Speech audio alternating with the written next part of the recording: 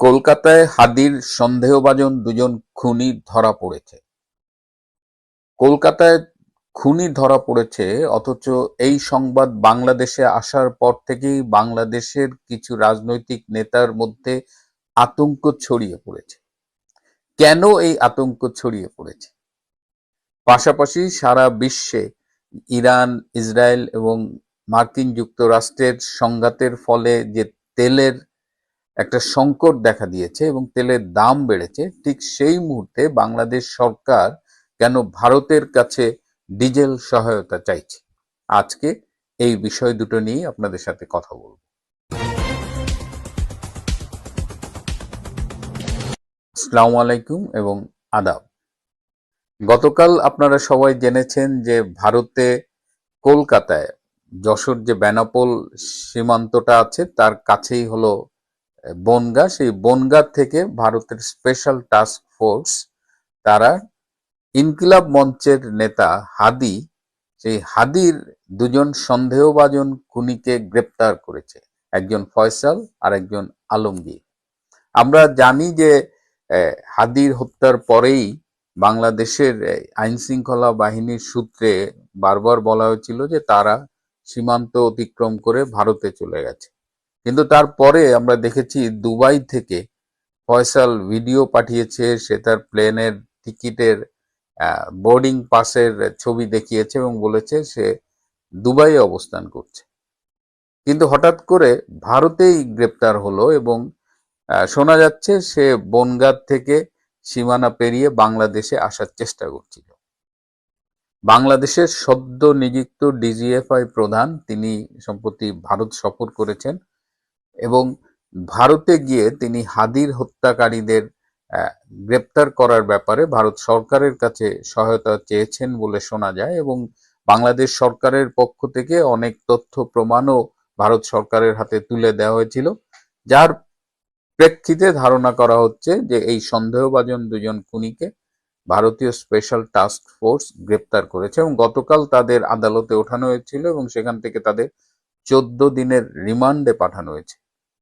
তো হাদির হত্যাকারী যাদের সন্দেহ করা হয়েছে তাদের গ্রেপ্তার করা হয়েছে, এই সংবাদ ঢাকায় আসায় এনসিপি নেতাদের মধ্যে একটা আতঙ্ক দেখা দিয়েছে।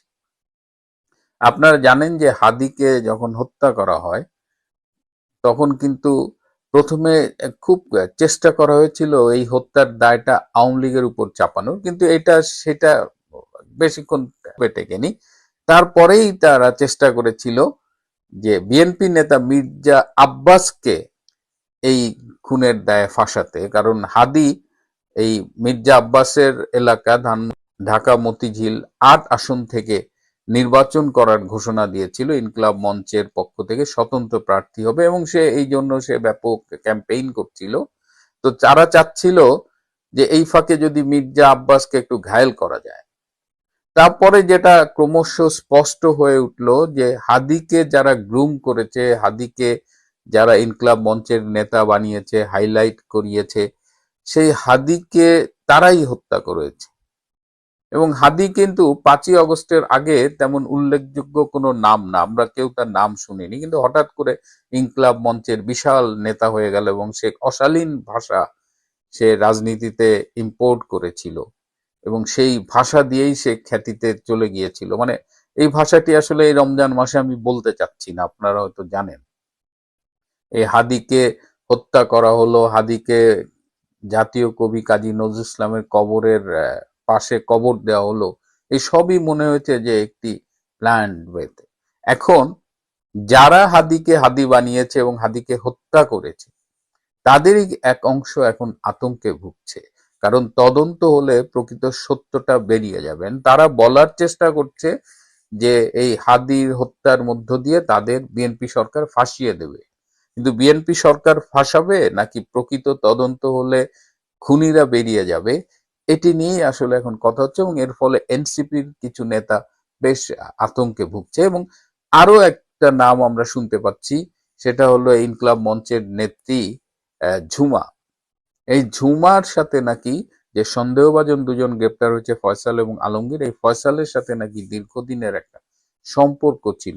হাদি হত্যায় ঝুমার সম্পৃক্ততা নিয়েও কিন্তু আলোচনা হচ্ছে। সুতরাং কলকাতায় গ্রেপ্তারের সাথে সাথে ঢাকায় এই সমন্বয়ক এনসিপি, এই ঝুমা, এদের মধ্যে একটা আতঙ্ক ছড়িয়ে পড়েছে। দেখা যাক কি হয়। এখন প্রশ্ন উঠেছে যে এই যে সন্দেহভাজন খুনি, তাদের কি ভারত বাংলাদেশ সরকারের কাছে ফিরিয়ে দেবে কিনা। বাংলাদেশ সরকার এখনো আনুষ্ঠানিকভাবে কিছু বলেনি, কিন্তু যেহেতু দুই দেশের মধ্যে বন্ধি বিনিময় চুক্তি আছে, ভারত সরকার চাইলে বাংলাদেশে ফিরিয়ে দিতে পারে। আবার যেহেতু তারা অবৈধভাবে ভারতে অবস্থান করছে, এটা একটা অপরাধ। সেই অপরাধের বিচার হলে হয়তো তাদের ভারতে একটা সাজা দিয়ে বা ভারতে তাদের এই অপরাধের বিচার হতে পারে। সো কি হতে পারে সেটা আমরা দেখছি। এর পাশাপাশি আপনারা জানেন যে সারা পৃথিবীতে এখন তেলের মূল্য ভীষণ বেড়েছে। তেলের দুষ্প্রাপ্যতাও এখন একটা বিষয় হয়ে দাঁড়িয়েছে। এই মুহূর্তে বাংলাদেশের মন্ত্রী বলেছিলেন যে বাংলাদেশের কাছে নাকি 14 দিনের জ্বালানি তেল মজুদ আছে। পরে অবশ্য বলেছে যে এটা ঠিকভাবে কোট করা হয়নি। যাই হোক, বাংলাদেশের কাছে তো অনেক দিনের জন্য তেল মজুদ নেই। সুতরাং এই তেল নিয়ে অলরেডি রেশনিং শুরু হয়ে গেছে। আগেও বলেছি যে প্রাইভেট কারকে 10 লিটারের বেশি তেল প্রতিদিন দেওয়া হচ্ছে না, এবং এই নিয়ে একটা ভিডিও ফুটেজ দেখলাম যে একজন সাংবাদিক অধিক তেলের দাবিতে তার কাছে থাকা অস্ত্র দিয়ে সে তেলের পাম্পের কর্মচারীদের ভয় দেখাচ্ছে। সে ভিডিওটা দেখাইলাম না, ইউটিউবে আবার এসব রেস্ট্রিকশন থাকে। এখন বাংলাদেশ সরকার এই তেলের এই ক্রাইসিসে উদ্ধার পাওয়ার জন্য অনেকগুলো সোর্স থেকে তেল কালেক্ট করার চেষ্টা করছেন। এবং আমরা জানলাম যে 2017 সালের 22 অক্টোবর শেখ হাসিনার সরকার ভারত সরকারের সাথে একটা চুক্তি করেছিল, 15 বছর ব্যাপী এই চুক্তি। এই চুক্তির আওতায় ভারত থেকে বাংলাদেশ সরকার পাইপলাইন দিয়ে ডিজেল আনতে পারবে। শিলিগুড়ি ডিপো থেকে দিনাজপুরের পার্বতীপুর পর্যন্ত একটা পাইপলাইন স্থাপন করা হয়েছে, এবং নুমালীগড় রিফাইনারি লিমিটেড থেকে এই ডিজেল এই পাইপলাইন দিয়ে পার্বতীপুরে আসবে, এবং 2026 সালের কোটা অনুযায়ী 1,80,000 ইউনিট ডিজেল বাংলাদেশ সরকার আমদানি করতে পারবে। এবং বর্তমানে যেহেতু এই ক্রাইসিস এবং বিভিন্ন সোর্স থেকে বাংলাদেশ সরকার তেল সংগ্রহ করার চেষ্টা করছে, সেহেতু এই চুক্তির অধীনে এখন ভারত সরকারের কাছে এই তেল সহায়তা চেয়েছে বাংলাদেশ সরকার। ইতিমধ্যে বাংলাদেশ সরকারের অর্থমন্ত্রী আমির খসরু তিনি মিটিং করেছেন ভারতীয় হাইকমিশনার প্রণয় ভার্মার সাথে, এবং এখন পর্যন্ত it is looking very positive. যেটা আমি বলতে চাচ্ছি যে সারা জীবন তো ভারত বিরোধী রাজনীতি করলো বিএনপি জামাত, ঢাকা না দিল্লি স্লোগান দিতে দিতে আমাদের কানে ঝালাপাড়া করে ফেললো। সেই বিএনপি সরকার আজকে বিপদে শেখ হাসিনার করা চুক্তির আওতায় ভারতের কাছে হাত পেতেছে। এটা নিয়ে আজকে একজনের সাথে আলাপ হচ্ছিল, এক বড় ভাইয়ের সাথে, যে শেখ হাসিনা বাংলাদেশের জন্য কি করে গেছে, এটা আজকে যতটা না আলোচিত হচ্ছে, আগামী 5 বছর পরে শত্রুও বলবে শেখ হাসিনা বাংলাদেশের জন্য কি করেছে। আমি দক্ষিণবঙ্গের মানুষ, আমি পদ্মা নদী পার হয়ে সেই এমন হয়েছে যে প্রতিকূল আবহাওয়ায় ঝড়ের মধ্যে পড়তে হয়েছে, বা বড় বড় ঢেউ লঞ্চ কাঁপছে, তো সেই জায়গায় পদ্মা সেতু করেছে। এখন আমি খুলনায় চলে যেতে পারি 3.5 ঘন্টা 4 ঘন্টায়, গোপালগঞ্জ চলে যায় 2.5 ঘন্টায়, আমার বন্ধুর বাড়ি নড়াইল যাওয়া যায় 2 ঘন্টা 2.5 ঘন্টায়। তো এই যে বৈপ্লবিক কাজটা করেছে শেখ হাসিনা, যেটা ছিলেন তিনি চ্যালেঞ্জ গ্রহণ করতেন। পদ্মা সেতু করতে যে এত এত বাধা তিনি পেয়েছেন। এই পদ্মা নদীটা পৃথিবীর অন্যতম খরস্রোতা নদী, এখানে পাইলিং করাটা ছিল ভীষণ কঠিন, কিন্তু যত বাধা এসেছে শেখ হাসিনা তত দৃঢ়তার সাথে সেই বাধা অতিক্রম করেছে।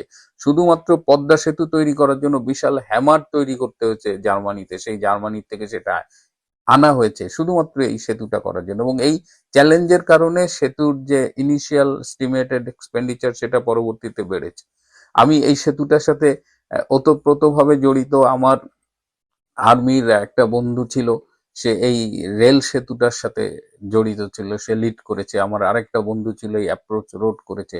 আমি পদ্মা সেতুর ওই যখন তৈরি হয় তখন ওই যাওয়া আসার পথে দু একবার দাওয়াতও খেয়েছি তাদের ক্যাম্পে।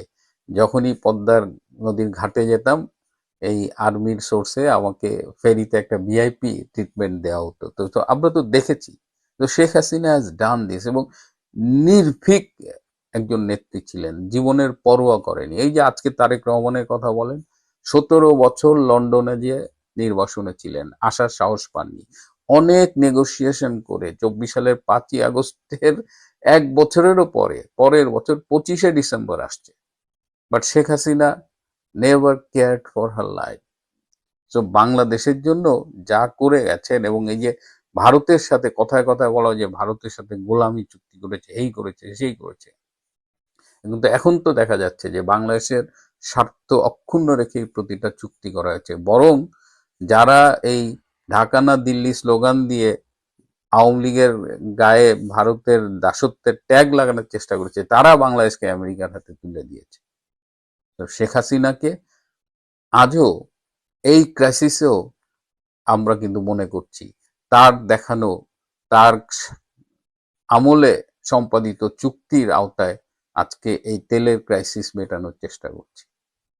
আর সেই শেখ হাসিনাকে আমরা ফ্যাসিস্ট বলি, আইসিটিতে একটা প্রহসনের বিচারে তাকে মৃত্যুদণ্ড দেই এই জামাত রাজাকার এদের প্ররোচনায়। ইনুসের মতো একটা দেশ বিরোধী, মানে চূড়ান্ত রাজাকার বলা যায় তাকে, তাদের পাল্লায় পড়ে আজকে আমরা একটা মানুষ যে বাংলাদেশকে ভালোবেসে বাংলাদেশের জন্য এত কিছু করলো, আর তাকে আমরা অসম্মান করলাম। যাই হোক, বাংলাদেশের রাজনীতিতে এখন এই হাদির খুনিদের স্টেটমেন্ট, তদন্ত এবং সেটা কিভাবে প্রভাবিত করে, এবং এর হাদির পেছনে যে মূল হত্যাকারী যারা, তারা বেরিয়ে আসে কিনা, তাদের পরিচয় মানুষের সামনে উন্মোচিত হয় কিনা,